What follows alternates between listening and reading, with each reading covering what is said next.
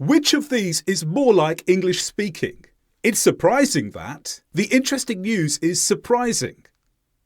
The one that's more like English speaking is the first one.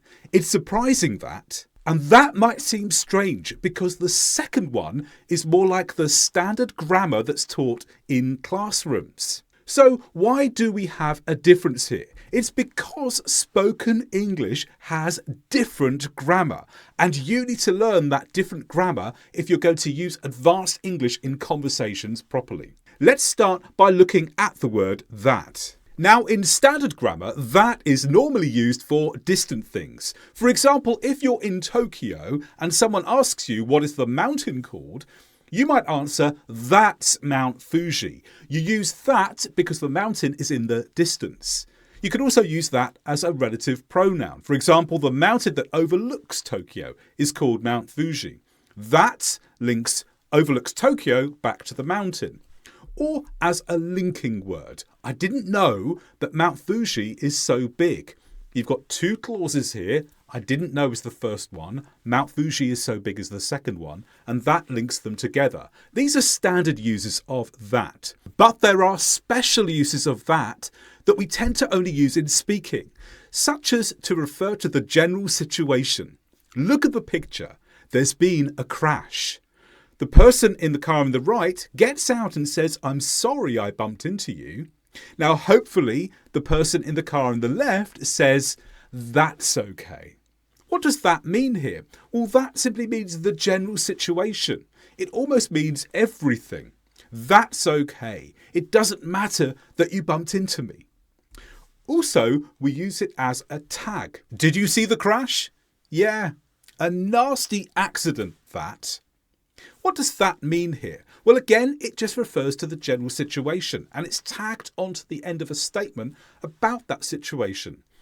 A nasty accident is a judgment on what the person has seen, but that makes it clear that it refers to the situation that we've just been talking about. Another way that speaking can be different to ordinary grammar is when using prepositions. Prepositions are used to say more about nouns. For example, look at the picture here, the keys in the door. In is the preposition, and that tells us the position of the keys. The keys are in the door, but we can link in the door to the keys simply by putting it straight after the word keys. Also, to say more about a sentence, in the door, you'll find a set of keys. So here, in the door describes everything that comes afterwards. It's a preposition phrase, preposition followed by a noun. And this is standard English grammar. But there are special uses in speaking again. In question responses, the preposition phrase can stand completely on its own as the only part of the statement. Where are the keys? In the door. So here we have a preposition phrase with nothing before, nothing after. It's all on its own. We wouldn't do this in writing, but we do it all the time in speaking. Thirdly, with imperatives. Imperatives normally start with a verb. Imperatives are instructions that we give to people.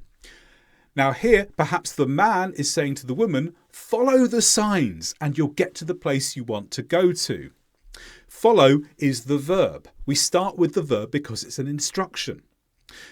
Imperatives can have an adverbial beforehand. For example, finally follow the signs. Perhaps the man's gone through a few steps. First go this way, then turn right, and finally follow the signs. So follow the signs. The clause starts with the verb, but there's an adverbial before it just to give it extra information to help the woman organise the instructions. But there's something else you could do with speaking. In speaking, we often start with the person the instruction is directed towards. Let's imagine the lady is called Kim. Kim, follow the signs. Very common in speaking. Or you could finish with the person too. Follow the signs, Kim. So that's something that would be different in speaking to writing. We actually use the person that the instruction is directed towards at the beginning or the end of the imperative. And if you want to learn more about the features of English speaking, take my course, Advanced English Speaking and Pronunciation, which covers a range of features such as stress, pronunciation, intonation, rhythm, and more. You can find out more details by clicking in the link in the video description. Speaking can have different rules when we're referring to the subject of a sentence. Now, normal sentence structure is subject followed by a verb, like this. The fireworks display was incredible. The fireworks display is the subject of the sentence, and was is the verb, subject followed by verb. That's the rule, isn't it? In speaking, we can change this. Subject rules can change so that you have a sentence starter and then a dummy subject afterwards. Look at the example. The fireworks display. It was incredible. The fireworks display is the subject, but here we've now got another subject afterwards. It. Oh, the fireworks display. It was incredible. This is very typical of spoken English, but completely incorrect if you're writing. We have the subject on its own at the beginning, like a sentence starter, then a comma, and then it links the fireworks display to the main clause. So grammatically, it is the subject, but it simply refers to information we've just given before. And we can also do this the other way round. It was incredible, the fireworks display. So see how in speaking, the subject can be shifted around the sentence, and if it's in the wrong place, you simply use the word it in the correct position for the sentence subject, and it will automatically link to the noun phrase that comes either at the beginning or the end. Never do this in writing, perfectly fine in speaking. Number 5 is ellipsis. Ellipsis is when we leave words out, and it's probably the main way in which English speaking is different to English writing. Let's remind ourselves of typical English structure. Are you leaving? We've got the subject you, the main verb is leaving, and the auxiliary verb at the beginning are. Then in the statement, no, I'm just cold. Here we have the typical sentence structure. I for subject, M represents am for the verb. But in speaking, the subject and verb can be omitted if they are obvious. So instead of saying, are you leaving? Someone could just say, leaving? And instead of saying, no, I'm just cold, the person could reply, no, just cold. So here we've left out all of the words that are not necessary for immediate understanding. In the first one, leaving, we just have the main verb in the continuous form.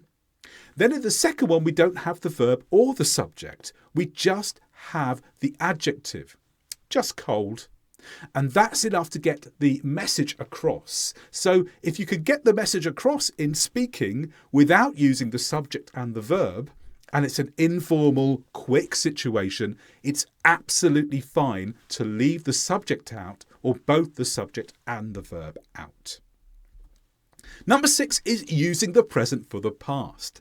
This is something we would hardly ever do in writing, but we can do when speaking. Stories in the past usually require the past tense.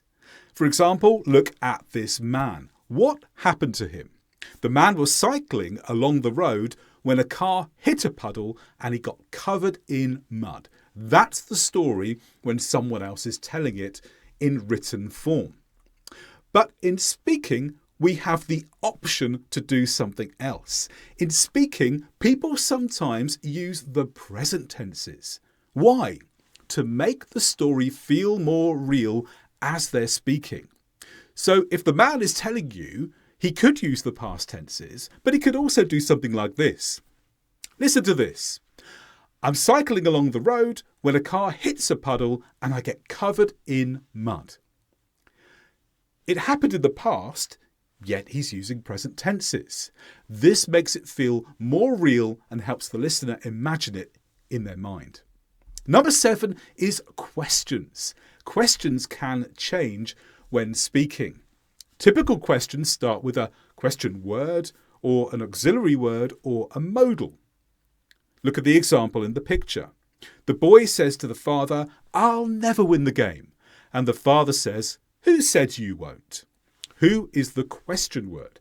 And we normally start with the question word. But in speaking, the subject or the verb can come first instead when we are checking information. So here's another example of the conversation. "I'll never win the game." Says who? The father says that back to the boy. Says who? Now, says is the verb. Who is the question word? We've reversed the order because he's checking what the information actually is. Here's another example.